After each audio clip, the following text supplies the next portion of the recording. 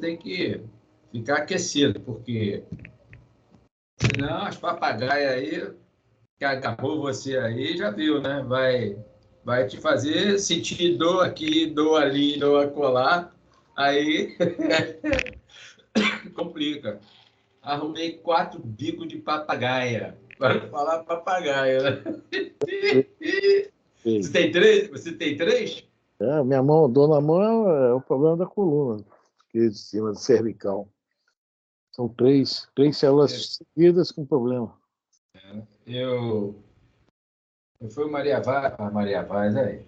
Eu fui lá em casa, na Vila da Penha, e limpei o jardim lá. Poxa, eu vou te dizer uma coisa. Aqui em casa, eu senti dor muscular, meu. Estou sentindo dor muscular, até acordei com dor muscular. Poxa, eu nunca senti essa porra. Agora é a primeira vez. Tem que ficar à base de dipirona. Eu vou tomar um Dorflex. Quando for dormir, vou tomar um café quente, vou tomar um Dorflex. Vamos ver se isso daí não é proveniente, que eu estou fazendo fisioterapia, né? Aí em casa, eu vou, né? Repito, para fortalecer a musculatura. Aí, é o bicho que dá, né? Ih, rapaz, passou o horário aí, ó. Vamos lá então. Vamos Parou. Faz a pressa? eu leio aqui, faça a pressa, tem erro. Vamos nós. Sempre agora. 150, Vida Eterna, fala do livro. Eis aqui agora o tempo aceitável. Eis aqui agora o dia da salvação. Paulo, Coríntios. Há também uma sinonimia para a instância da vida e oportunidade da alma. Todas as circunstâncias significam ocasiões para o cultivo de valores do espírito combustível. Saúde, edificação. Moléstia, aprimoramento. Juventude, preparo. Madureza, juízo. Prosperidade, construção. Penúria, diligência. Êxito, serviço. Fracassos, experiência. Direção, exemplo. Subalternidade, cooperação. Regozijo, prudência. Tristeza, coragem. Liberdade, disciplina. Compromissos, fidelidade. Casamento, aprendizado. Celibato, abnegação. Trabalho, dever.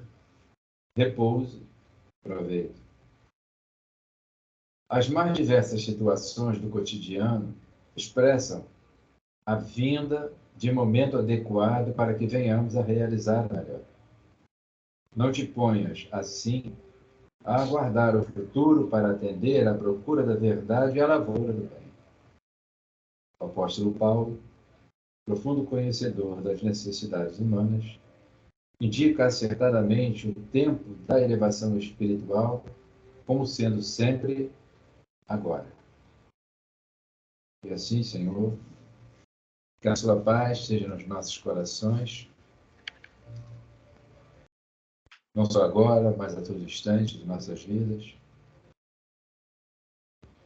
Possamos ter força para enfrentarmos todos e quaisquer problemas agora e sempre.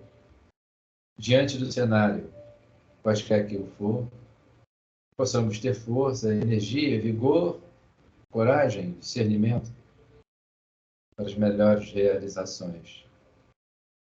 Se não for agora, poderemos iniciá-lo amanhã. A lei nos posterga, se assim o desejarmos.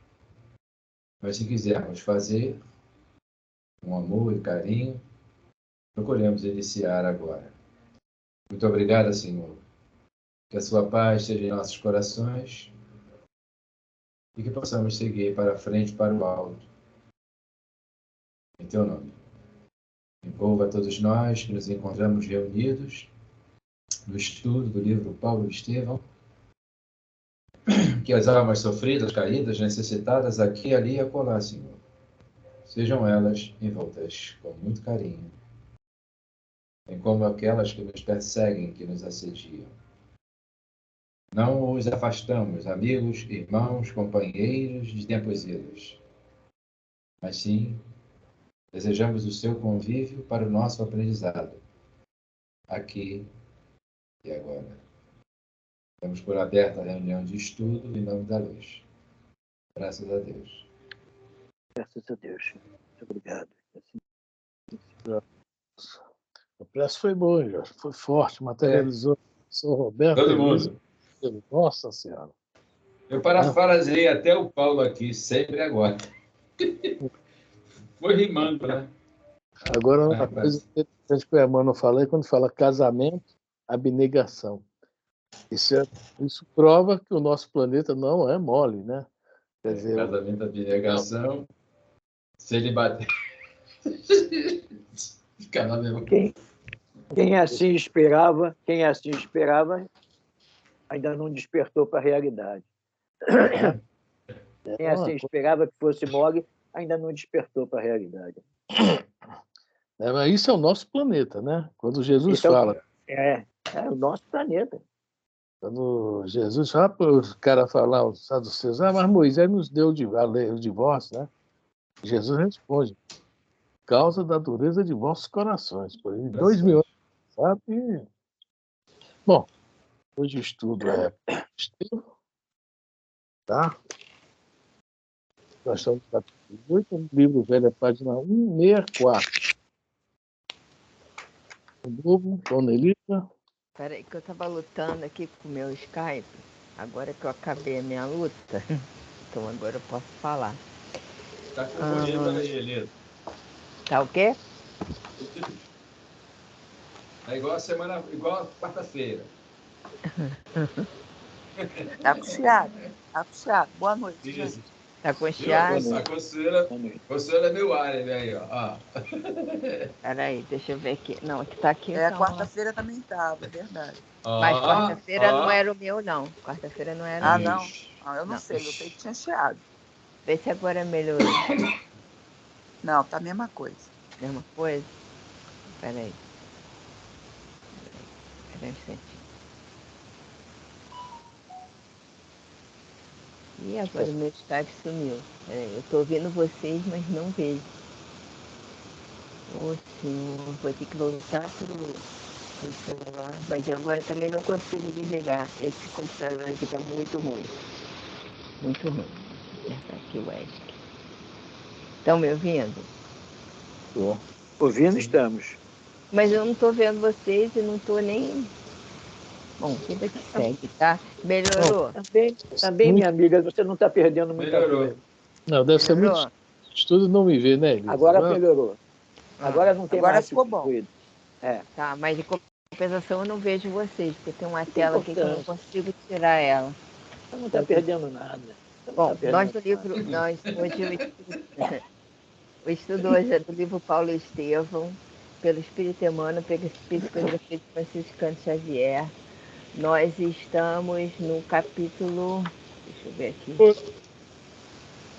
8, capítulo 8, né? 8. E nós estamos na página, no livro novo, 149. Tá? No velho, 64.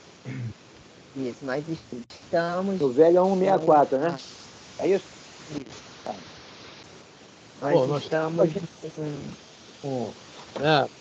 Estevão desencarna, Abigail alimenta a Saulo não aguenta, né? O orgulho dele, poxa, ele ser o responsável pela a morte do cunhado, do futuro cunhado, ex-futuro cunhado, e começa a pensar que a família também não aceitaria a sociedade.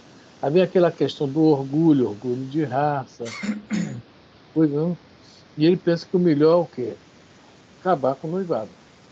Não seria difícil para ele olhar para Abigail, mesmo que ela não ocupasse, né?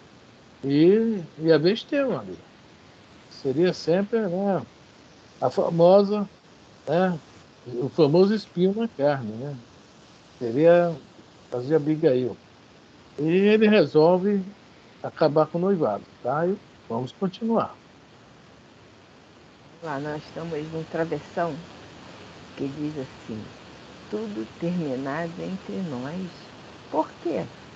O sofrimento não deveria escorraçar, escorraçar o amor sincero. Não me compreende, replicou o orgulhoso rapaz. Nossa união tornou-se inexequível.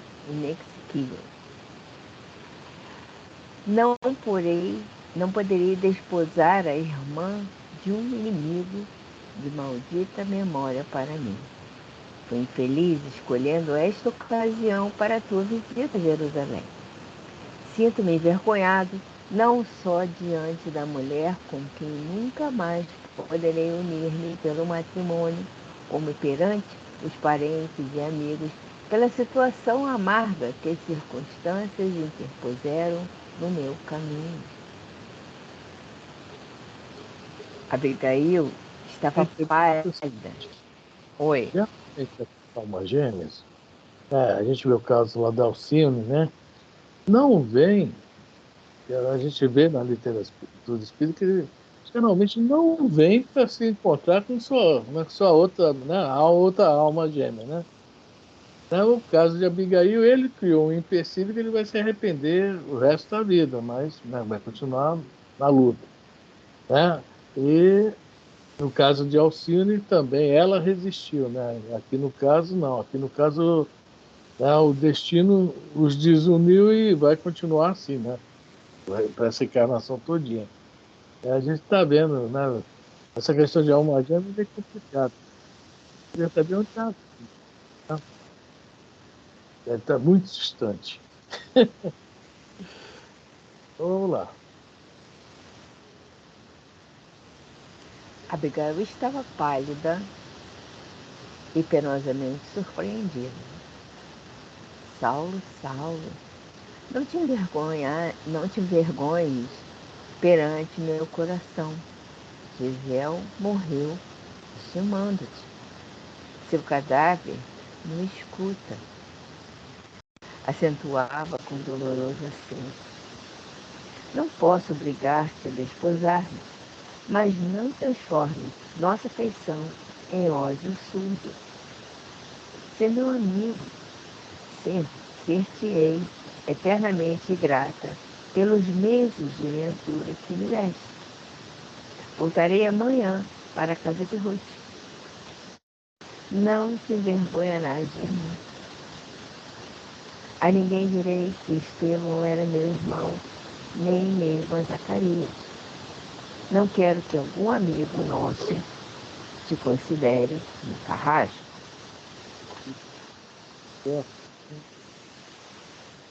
Vai dar um barraco, né? Vai ser uma confusão tremenda, né? Ela não, ainda está tentando proteger o Saulo. Olha essa coisa, né? É o caráter dela, né? O comportamento dela, né? A gente tem que realmente observar muito, porque não é o nosso. Aí nós vamos ver onde nós estamos. De novo, 2 parágrafos que a gente vê onde nós estamos, repetindo a mesma pergunta, né? É muito, muito interessante isso. Né? Porque é um espírito que ama, né? Sabe? Protege, ajuda. Vê, ela está abrindo mão do noivado, só que é a amizade dele. Só que o cara é orgulhoso.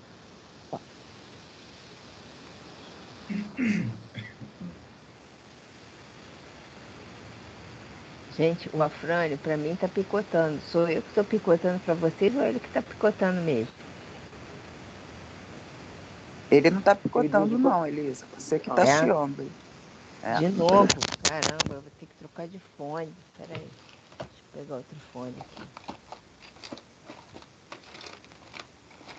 Um fone novo. Aqui. Peraí que eu vou trocar de fone. Vou acabar com esse.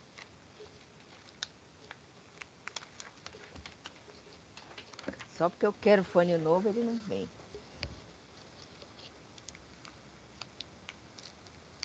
Isso agora tem fome novo. A Fran tá picotando, sim. Tá? Tá. Eu vou trocar o fone para parar de chiar, o Pode. Afrânio conserta dele para parar de picotar. Melhorou, seu Roberto? Melhorou. Limpa aí para os dois lados aí.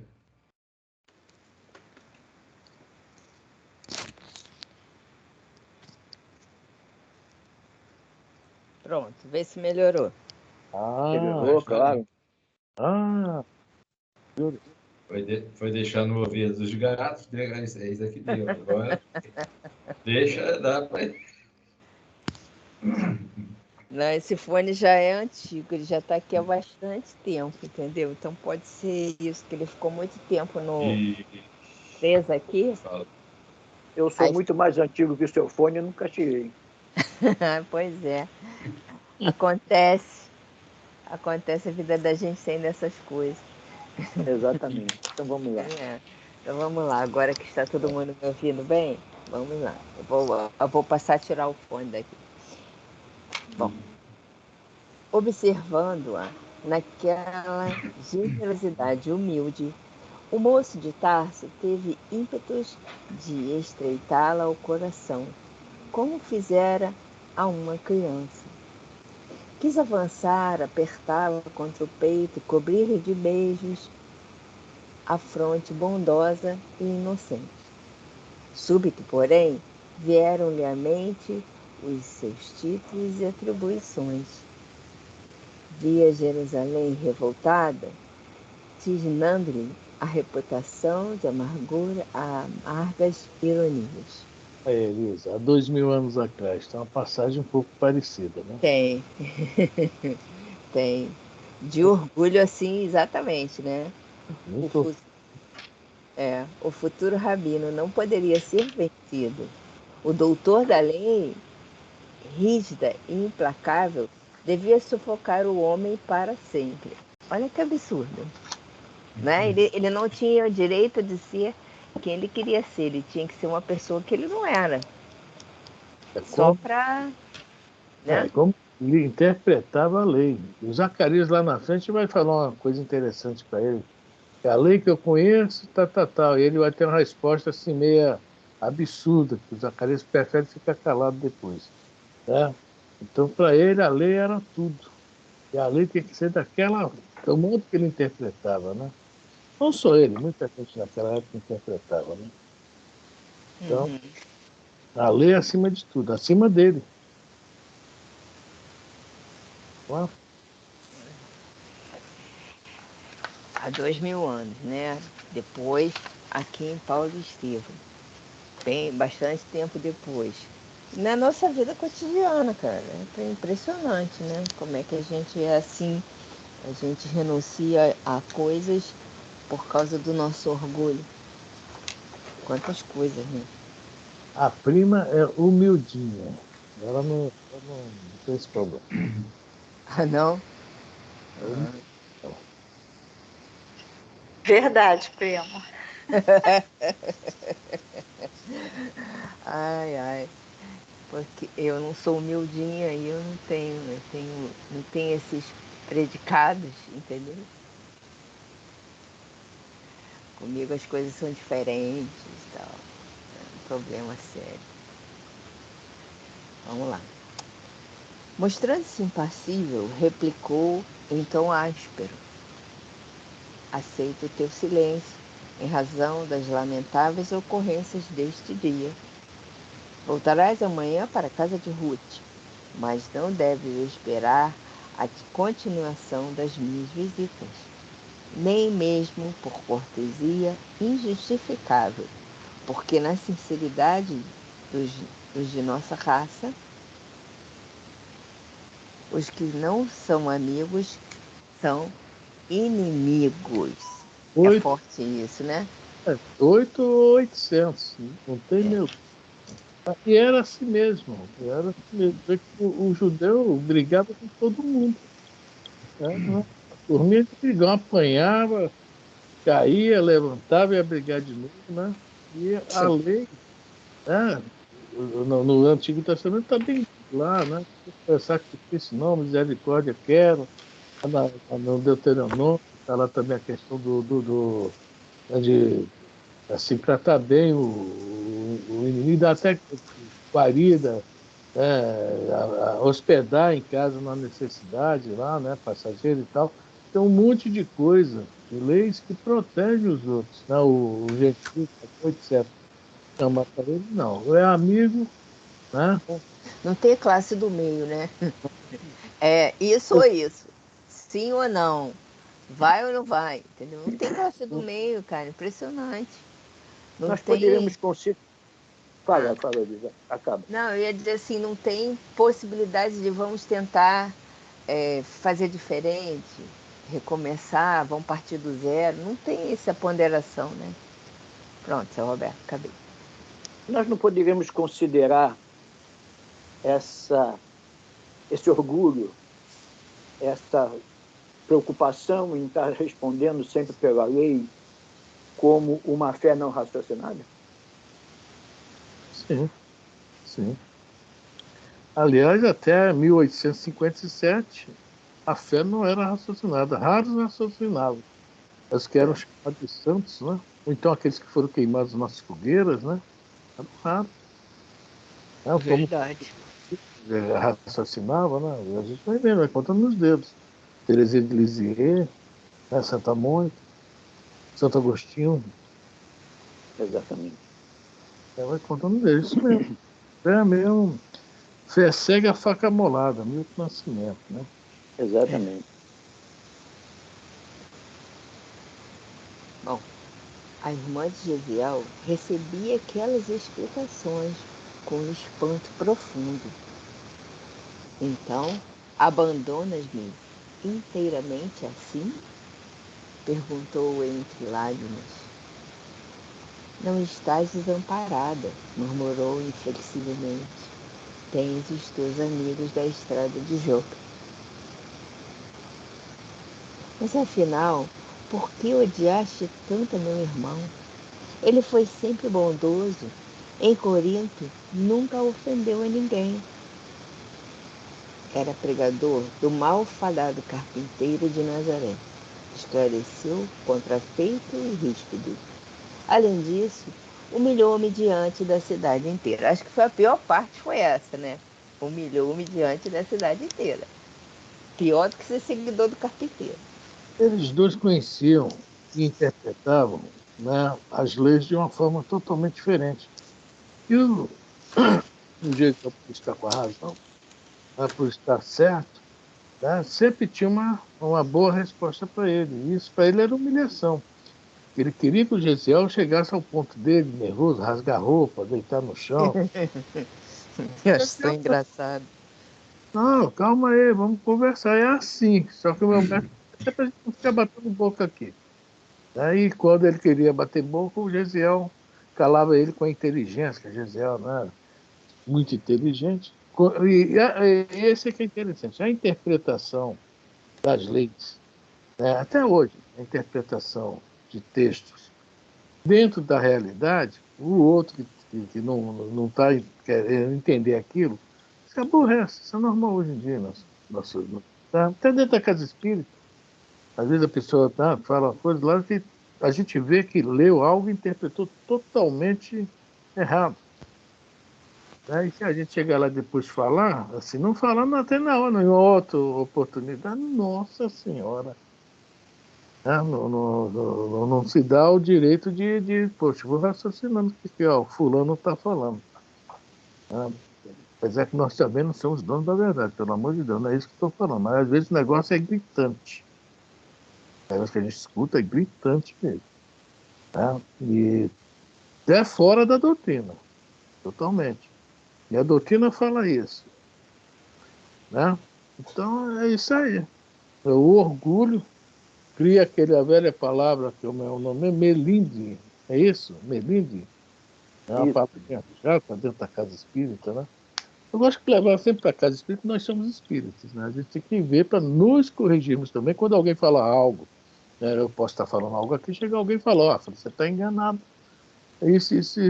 Eu tenho que realmente, né, peraí, vou primeiro, né, pensar, mastigar o que foi, né, chegou aos meus ouvidos. Tá errado. Sou da verdade. O único dono da verdade, a gente não gostou dele, enfiou ele numa cruz, né? Isso aí é a verdade. É a verdade. Verdade. É verdade, é verdade. Alguém quer comentar? E até hoje, essa questão. Eu vou caminhar por essa linha de raciocínio. Quando. Se alguém lhe perguntar, ou mesmo conversando lá na casa espírita, né?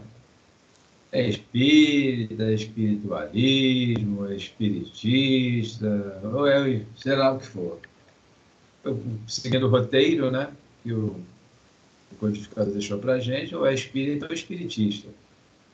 Aí tem as tradições, né? Os tradicionalistas, e muitos que estão vinculados ainda a ideias, vamos dizer assim, do espiritualismo, procuram, quer dizer, adotam, né? A doutrina, o espiritismo, mas não conhecendo direitinho as questões fenomênicas, né?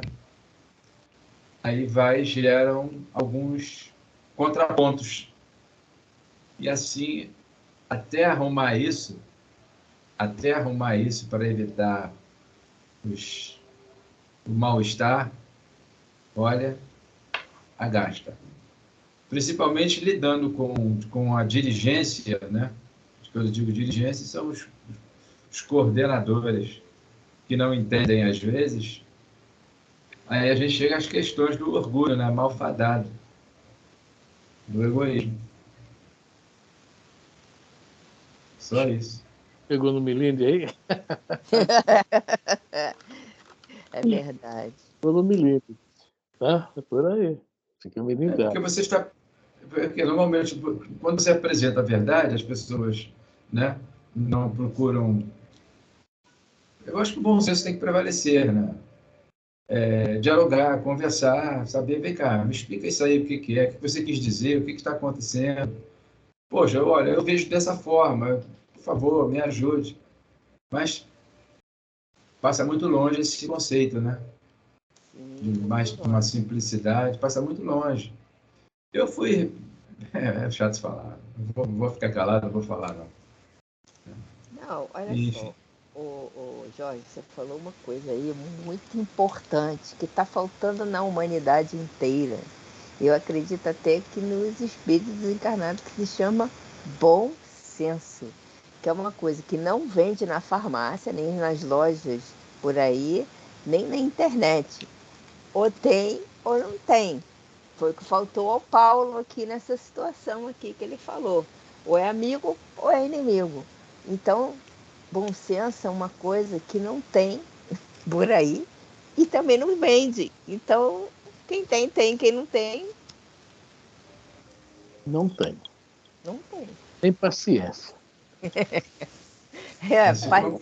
Vocês falaram tanto bom senso, eu conheço um cidadão que era chamado de o bom senso encarnado. Alguém se lembra quem é esse cidadão? Hein? Allan Kardec. Vai. O bom senso encarnado. Tá? Olha só, essa inflamação. Tá? Chamava. Digamos que ele é ponderado, era ponderado, né? Era. Apesar de que na época que ele viveu, a rigidez imperava totalmente, né? Indiscriminadamente, né? O endurecimento e tudo mais. Mas ele era uma pessoa ponderada, entendeu? Ele era de uma época difícil. Aqui, nesse livrinho aqui, tem os céticos, os críticos, no caso, e ele respondia com uma diplomacia. Pois é. Por isso que eu tô falando. O Saulo, os Pedros respondia com a diplomacia, Saulo não gostou. Aí é isso que eu estava falando, você vê aí esse livro de uma época onde a rigidez, né, imperava. O comportamento da humanidade era um comportamento rígido, né, severo, digamos assim. E ele respondia com diplomacia, né, dobrava os céticos com diplomacia. Agora, vamos voltar, nós vamos ver uma coisa interessante. De novo, vamos falar quem é Abigail. Nós estamos olhando a personalidade Abigail. Né? E está através da personalidade Abigail, nós estamos chegando ao espírito Abigail. Olha agora o que ela vai pensar. Né? Assim como Gamaliel, assim como o próprio Gesiel, olha só, vamos lá, que é muito interessante esse parágrafo aqui. Abigail, compelida pela severidade das respostas, calou-se inteiramente. Que poder teria o Nazareno para atrair tantas dedicações e provocar tantos ódios? Até ali, não se interessara pela figura do famoso carpinteiro, que morrera na cruz, como malfeitor, mas o irmão lhe dissera ter encontrado nele o Messias. Gesiel, para ela sabia quem era o Gesiel. Foram criados juntos. A mãe, né, do Gesiel, que não aparece no livro, só aparecem as informações sobre ela, né, que realmente soube, né, tratar esses espíritos como eles mereciam, né, a visão totalmente diferente do que é das leis, do que havia na época. E ela, Gesiel era um espírito cristalino, ela não viu mancha nenhuma durante os 20 e poucos anos de convívio.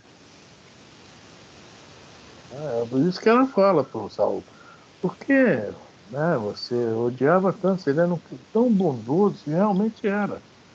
Não é bondoso assim, tipo a gente não, tá bondoso mesmo. Vamos parar de comparação para ninguém ficar aqui depressivo. Então, vamos lá, vamos continuar para você ver o que ela pensa devido ao irmão. Vê como exemplo, né? É demais. Vamos continuar. Não, e assim, notadamente, aqui está escrito, até então ela nunca tinha parado para dar atenção ao Nazareno, ao carpinteiro, como chamavam ele. E no momento em que aconteceu tudo isso e o Gesiel falou, encontrei nele o Messias, chamou a atenção dela. Aí agora ela vai começar. Não vou dar spoiler, não. Olha só, antes, quando o Gesiel estava doente, Pedro se assustou. E Gesiel recitava lá em coma, né? Muito Isaías. E dentro do Antigo Testamento, o profeta que mais prevê a vinda do Cristo, a vida do Cristo, o que aconteceria com Cristo, o Isaías faz toda a passagem do Cristo no planeta Terra. Toda, desde quando fala, reencarnaria através de uma virgem porque era pura, sem pecado. A questão de virgindade, nós pensamos não. E vai falando que o cordeiro, né, passaria assim, não seria reconhecido. Tudo está lá em Isaías. Tanto que quando Gesiel pegou as folhas de Pedro do Mateus, né, o Evangelho naquela época ainda não era o Evangelho, né, era os Escritos de Mateus, na hora que ele olhou, é o Messias. É porque ele lembrou do Isaías, né? A menina que é Abigail, que também aprendeu tudo isso junto a ele, se ele falou, peraí, o Gesiel não iria se enganar, não. Conhecia a fundo as profecias. Aí sim, que até então, ela não. O Saulo que fala para ela, né? Ele falou que esse carpinteiro era o Messias. Ela, opa, peraí, se o Gesiel falou isso. Né? Aí ela agora vai fazer o quê? As conexões. É o que a gente estava falando ainda há pouco aqui sobre a questão de estar certo ou errado, tá, etc, etc. Quando alguma informação vem para a gente que a gente não bater legal, a gente tem que simplesmente fazer isso. Né? Raciocinar, fazer conexões e realmente, de repente, a gente está errado. Né? E nós, nosso estágio, é uma coisa mais que normal. Nós somos, né, humanos e ainda numa situação não muito mais legal, né? Nós estamos em crescimento. Então, errar. No livro, do Domínio da Mediunidade, o Emmanuel, que lá leva o nome, acho que de Gabriel, né? E o Chico de Ambrosina, um negócio assim. O André Luiz, quando chega na reunião lá, deve ser em Pedro Leopoldo, com toda certeza, e fala, nossa, tem espírito aí, né? Bezerra de Menezes, não sei quem. a Luiz faz a seguinte pergunta, tá lá, né? E eles nunca erram, não? Aí o Gabriel fala, não, errar eles erram. Eles ainda não são, olha só, no nível deles, eles também erram.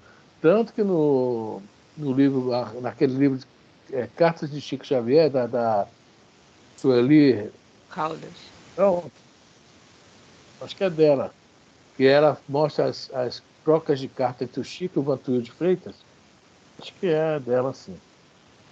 Fala que o Emmanuel e o Bezerra estavam deixando passar uma informação no Missionário da Luz que poderia dar, tá, dupla interpretação aqui no planeta que não estava legal. Você vê, eles vacilaram, eles erraram. Foram chamados lá em cima para consertar. E aí o Gabriel fala, não, nós, aqui também todo mundo erra, só que aqui é o seguinte, errou, conserta sem aborrecimento, sem cara feia, sem né, meu Deus do céu, eu errei. Isso é orgulho nosso, né? Querer ser perfeito. Né? Nós não somos perfeitos, quer dizer, no nível bem acima da gente é assim. Não é assim, não são infalíveis, mas reconhece o erro e conserta. Isso. Toca para frente. Né? Mas vamos continuar vendo a nossa querida Abigail. Né? A visão dela, né? Bem também avançada, bem evoluída. Né? Bom, para seduzir um caráter cristalino como Gesiel, o Cristo não poderia ser um homem vulgar. Lembrava o passado do irmão para considerar que, no caso da rebeldia paterna, conseguira manter-se acima dos próprios laços do sangue para admoestar o genitor amorosamente. Se tivera forças para analisar os atos paternos com um preciso discernimento, era preciso que aquele Jesus fosse muito grande para que a ele se consagrasse, oferecendo-lhe a própria vida ao recobrar a liberdade. Gesiel, a seu ver, não se enganaria. Conhecendo-lhe a índole de berço, não era possível que se deixasse iludir em suas convicções religiosas. Agora, Sentia-se, agora, atraída para aquele Jesus desconhecido e odiado injustamente. Ele ensinara o irmão a querer bem, a bem-querer, os próprios verdugos. Que lhe não serviria, não, que lhe não reservaria, pois, ao seu coração sedento de carinho e de paz. As últimas palavras de Gesiel exerciam sobre ela uma influência profunda. olha só, ela reparou isso tudo. Que o Saulo também repara, por isso que o Saulo se sente humilhado. Aqui a gente pergunta a todo mundo. Levou Senhor, não me impute esses pecados, e aí vai por diante. Né? Amou os próprios verdugos, quer dizer, isso atraiu ela. Ela também, com o conhecimento que tinha lá do Antigo Testamento, das profecias sobre Jesus, ela também, só nesse pequeno lance aí, ela já se sente atraída, porque ela também tinha essa sede do Messias. O Gesiel tinha sede do Messias. Tá? E ela, a mudança. Alguém quer comentar alguma coisa?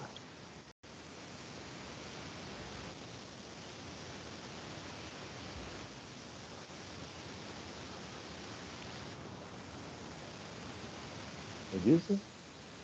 Eu acho que o nome do livro não é Cartas de Chico Xavier, não. Acho que é Testemunhas de Chico Xavier. Não sei, tem que ver aqui, eu estava vendo. Testemunho de Chico Xavier e é da Sueli Caldas Schubert. ela mesmo. Isso mesmo. Testemunhos de Chico Xavier. As cartas que o Chico trocou durante. Enquanto o Hilde Freitas foi presidente da FEB 21 anos, tá? Essas cartas aí. É um livro, assim, histórico de informações do que acontecia na FEB em relação ao Chico, né? O Chico sempre perdoando. Não é aquele caso Humberto Campos. Tem vários casos ali que... Testemunhas de Chico Xavier. A capa é bonita. tinha, capa bonita. não tinha aquela época internet, né? Para trocar, trocar zap. Então vamos lá, vamos voltar para Abigail. Abismada em profundas cogitações, notou que Saulo abrira a porta, chamando alguns auxiliares, que se precipitaram por cumprir-lhe as ordens.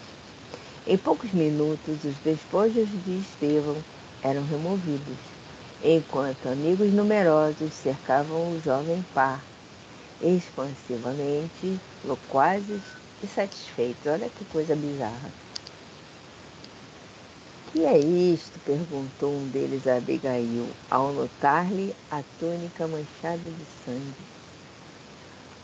O sentenciado era israelita, atalhou o moço tarcense, desejoso de antecipar explicações, e como tal, amparamo-lhe na hora extrema.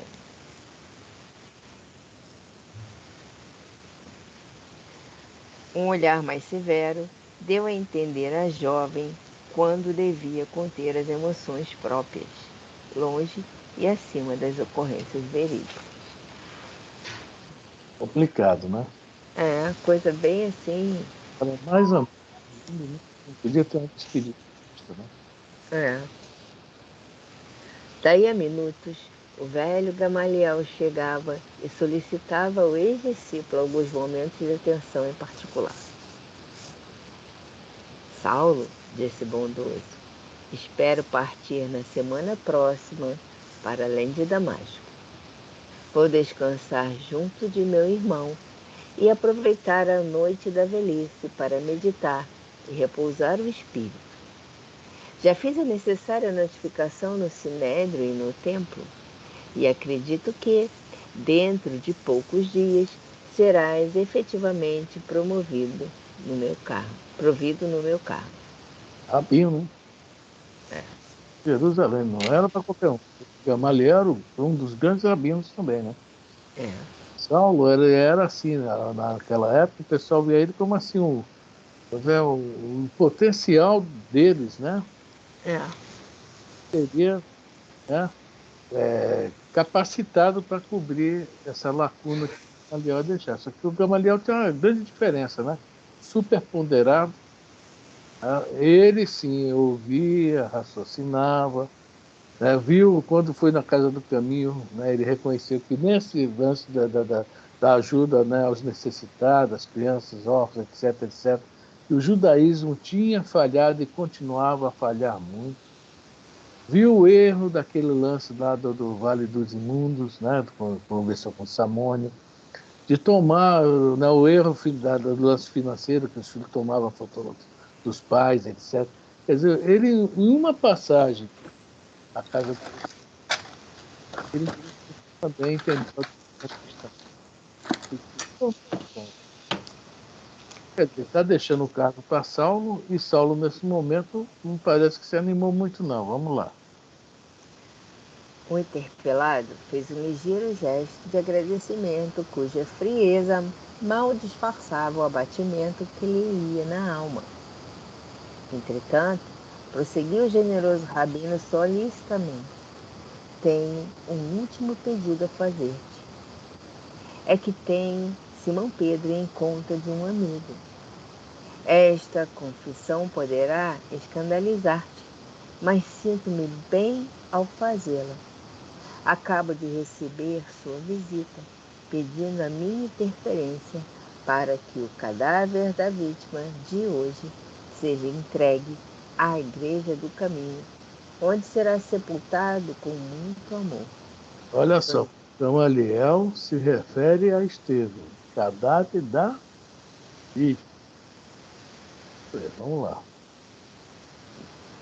"Sou o intermediário do pedido e espero não me recuses o obséquio." "Dizeis vítima?" perguntou Saulo admirado. "A existência de uma vítima pressupõe um algoz, e eu não sou verdugo de ninguém. Defendi a lei até o fim." olha só. Aí entra a parte filosófica do negócio. Gamaliel não está afim de discutir sobre isso. Na cabeça dele, esse era a lei. Na cabeça de Gesiel, essa não era a lei. É totalmente diferente a interpretação. Tá? Mas é esse aí que chama a atenção na história de Paulo. Essa mudança foi muito, muito forte, muito difícil, que todos nós temos nossas ideias, nossas convicções, né? Nossos paradigmas, e é difícil mudar, é difícil essa mudança, assim, de uma forma tão forte como ele e Maria de Magdala. Só que ele, além de mudar, né, ele partiu o mundo afora para trabalhar essa mudança, né? Realmente é uma coisa assim. Na história, eu não sei se existe muitos igual a ele que agiram aí, foi de uma forma enorme mesmo, enorme, enorme. E o Cristo confiava nele quando fala para o Ananias, né? Esse é o vaso escolhido.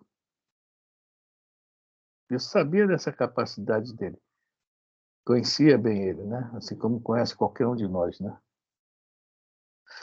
Mas vamos lá. Alguém quer comentar alguma coisa? Deixa eu fazer só uma pergunta que talvez você saiba ou alguém saiba. Esse personagem, Paulo, é o mesmo que tirou do êxodo o povo hebreu, Moisés? Não sei. Falam tanta coisa, mas eu acho que o Paulo tem mais assim uma característica de luta, né? Ele é mesmo uma coisa impressionante, né? A característica. Moisés, Também, né? Moisés também era, não sei, eu não posso. Eu ouvi falar em várias, assim, como é que é, palestras espíritas, né? Não agora, recente, mas muitos anos atrás, eu ouvi várias vezes, né, esses comentários. Lá na Congregação Oswaldo Cruz, ali que eu aprendi muitas coisas, eu vi muito isso. Agora aqui, do lado de cá, onde nós ficamos muito situados, mesmo no CF nunca ninguém comentou nada aqui em outros lugares nunca ninguém comentou. Estou perguntando agora. Tem um espírito chamado Aldo, e tinha um médium Hernani Santana, se não me engano, lá na FEB. E esse espírito realmente é um espírito muito inteligente, e ele fala algumas reencarnações. Ele fala que Pedro é que foi Moisés. Ele fala. Né? Mas eu também não afirmo nada. Né? A característica de Pedro também não, no início tinha a ver com Moisés, mas depois muda muito. Mas como todos nós evoluímos, né? Mas eu acho que, né, é muito difícil, né? Quer dizer, um espírito fala uma coisa, outro, então... Afirmar é difícil. Um dia nós vamos descobrir. Agora, assim, quando é igual ao Brasil, Pátria do Evangelho, o Longinos foi Pedro II, fulano foi Ciclano, lá está afirmando mesmo, né?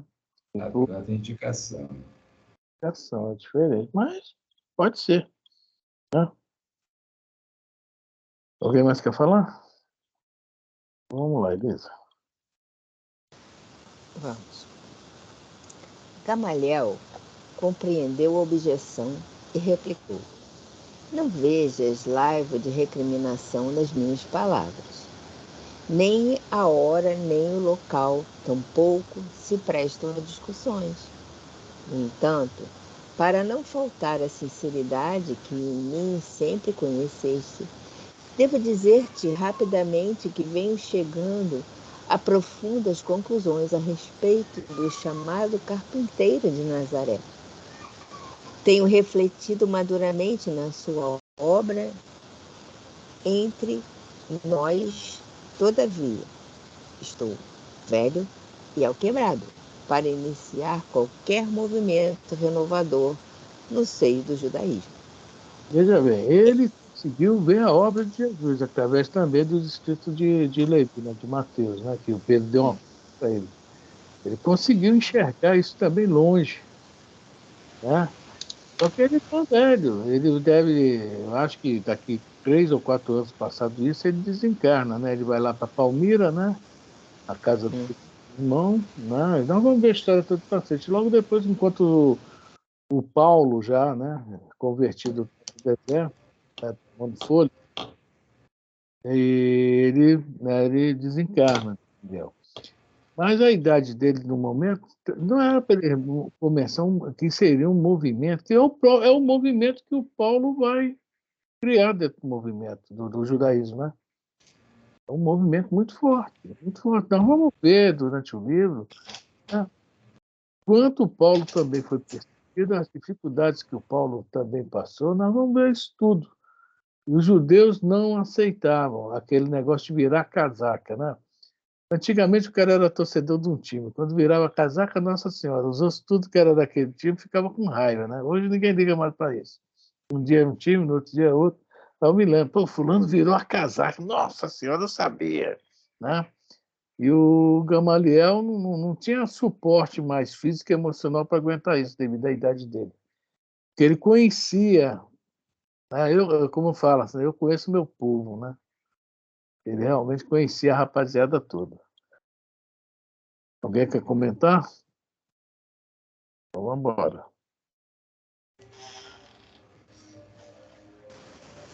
Vamos lá. Em nossa existência, chega uma fase em que não nos é lícito intervir nos problemas coletivos. Todavia, em qualquer idade, podemos e devemos operar a iluminação ou o aprimoramento de nós mesmos. Olha que lição aí. Tem, não, chegou tem, mas tá. Então, se aprimorar, tem. Tá? Bonita essa lição que ele passa para a gente, né? É o que vou fazer. O deserto, na majestade silenciosa do ensolamento, constitui sempre a sedução dos nossos antepassados. Sairei de Jerusalém, fugirei do escândalo que as minhas novas ideias e atitudes, certo, provocariam. Buscarei a solidão para encontrar a verdade. Você sabe que a Gamaliel fala lá no templo, lá, eu sou cristão, nossa. Verdade. É a mesma coisa quando você fala que é espírita de um monte de gente católica e evangélica. Nossa. A decepção aparece assim estampada na face das pessoas. É impressionante. Só os mais esclarecidos que ficam impassíveis. Saulo de Tarso estava estupefado. Oi, fala. Esclarecidos, você falou bem. Vamos lá. Saulo de Tarso estava estupefado. Também Gamaliel parecia sofrer a influenciação de estranhos sortilégios. Fizeram um trabalho forte, viu? Pegaram o Gamaliel. Era uma coisa assim. Por isso que eu falei que é surreal isso aqui, porque não tem explicação. Né? Forte. Sem dúvida. Igual aqui na Rua do Coco tem 5 bocas ali, antigamente. Agora não, antigamente ele era forte o negócio. O negócio era forte. Nem sei, agora eu não passo mais por ali. Antigamente passava, agora não passo não. Está muito caro. Sem dúvida. Vamos lá. Sem dúvida. Os homens do caminho o enfeitiçaram, desbaratando-lhe as últimas energias. O velho mestre acabara capitulando em uma atitude de consequências imprevisíveis e impugnar, discutir, chamá-la realidade, quando o venerando inventor da mocidade farisaica, deixando entrever que percebia as vibrações antagônicas do seu espírito ardoroso, sentenciou: já sei o teor da tua resposta íntima. Julga-me fraco, vencido, e cada qual analisa como pode. Olha Mas só. não, foi uma resposta top, top, Só top. não entendeu esse como pode aí não, né? É, Ou seja, ó o cérebrozinho, né? Aquele carocinho de feijão, como pode? verdade. Foi um tapa assim com luva de pelica. Mas não me leves ao enfaro das controvérsias. Aqui estou somente para solicitar-te um favor. Espero não me negues. Poderei providenciar para remover os despojos de Estevão imediatamente?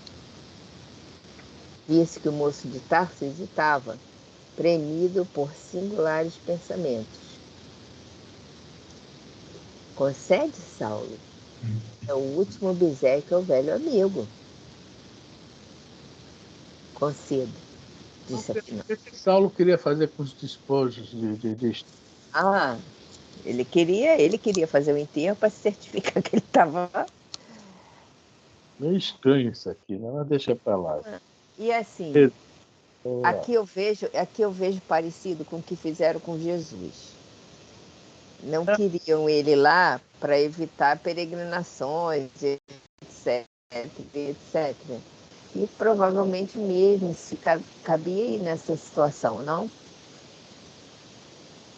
Porque o Estevão seria um mártir, enterrado, ia haver peregrinações em torno dele, ia aumentar, vamos dizer assim, a fama dele como mártir, né?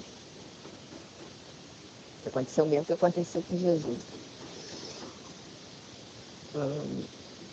Gamaliel despediu-se com um gesto de sincero reconhecimento.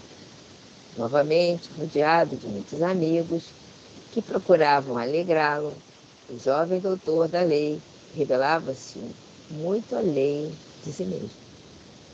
Debalde erguia a taça das saudações. Um olhar vago, afirmativo, demonstrava profundo alinhamento em que se engolfara. Os inesperados acontecimentos acarretaram-lhe à mente um turbilhão de pensamentos angustiados. Queria pensar, desejava recolher-se em si mesmo para o exame necessário das novas perspectivas do seu destino, mas, até o pôr do sol, foi obrigado a manter-se no quadro das convenções sociais, atendendo aos amigos até o fim. É uma situação difícil mesmo. Você quer botar tua cabeça em ordem, né? Os pensamentos em dia, e estar num lugar que você não pode. E aí ali começa também, tá? O martírio íntimo do Saulo, tá? Apesar que ele vai fazer muitas coisas ruins aí, mas o martírio já está em andamento, né? Vamos lá. Alegando necessidade de trocar as vestes ensanguentadas, Abigail retirara-se logo após a entrevista de Gamaliel. Na casa de Dalila, entretanto, a pobrezinha foi acometida de febre alta, penalizando e alarmando a todos os que lá se encontravam. Ao cair da noite, Saulo regressava ao lar da irmã, onde lhe comunicaram o estado da enferma. Resolvido a imprimir novos rumos à sua vida, procurou sufocar a própria emoção para encarar os fatos com a naturalidade possível.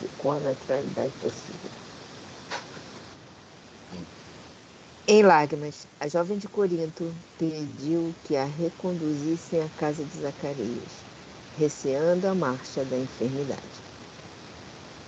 Em vão, Dalila e os parentes procuraram intervir com recursos afetuosos. A súplica de Abigail ao espírito enérgico de Paulo foi exposta comovedoramente, e dentro da severidade que lhe caracterizava as atitudes, o ex-discípulo de Gamaliel tomou todas as providências para satisfazê-la. E à noitinha, com muito cuidado, modesta carreta saía de Jerusalém pela estrada de Jope. Ruth recebeu a jovem nos braços, emocionada e aflita. Ela e o marido recordavam então que somente com a morte do pai de Abigail tivera febre tão alta, acompanhada de abatimento tão profundo. De sem carregado, Saulo os ouvia, esforçando por dissimular a emoção, enquanto os amigos da jovem procuravam assisti-la carinhosamente. O futuro rabino, sucumbindo num vulcão de ideias antagônicas,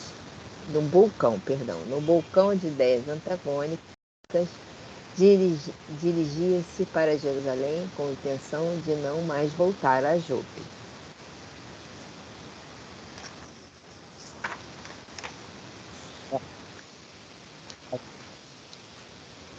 Tá dando Gente. para ouvir, não. Eu já ia perguntar se era eu.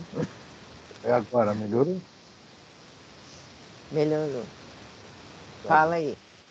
Não, só falei, né, que essas ideias, que ele amava demais ela, não, mas era orgulhoso demais, e realmente foi um conflito muito grande, né, dele.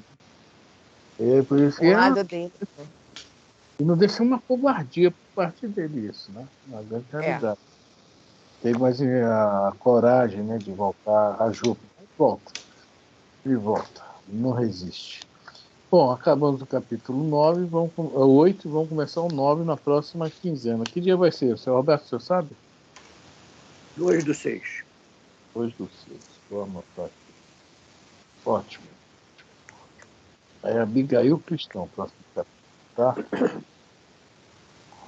Vai ser também muito bonito esse capítulo. E ela também vai, dessa doença, ela já tinha feito a missão dela, ela já tinha cumprido a missão dela. Assim como Gesiel também, né? Então, nós vimos isso, foi martirizado, Abigail padeceu, vai desencarnar e tal. É isso.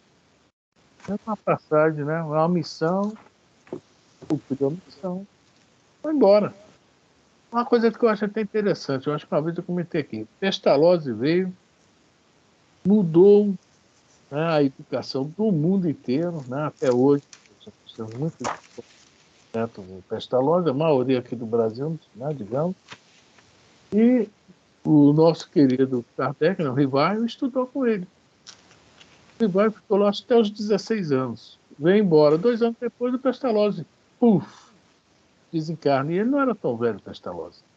E teve outro aluno importante lá, o tal de Froebel, que foi o criador do Jardim de Infância.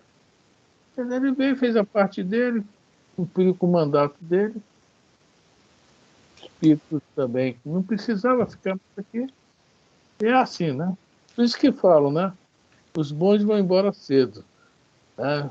Os outros ficam por aqui. Né? Somos nós, né? Sabe, eu fico pensando assim, os bons vão embora cedo. E os outros ficam por aqui porque os outros não precisam aprender muito. Tá. Se aqui que é a escola, os outros têm que ficar aqui. Ou não. É verdade? É verdade. É isso aí. Nós temos que aprender. Eles não, eles vêm cumprir missão, né? Cumprir uma missão, realizar um feito, né? Fazer um papel importante para nós na nossa sociedade. Simplesmente isso.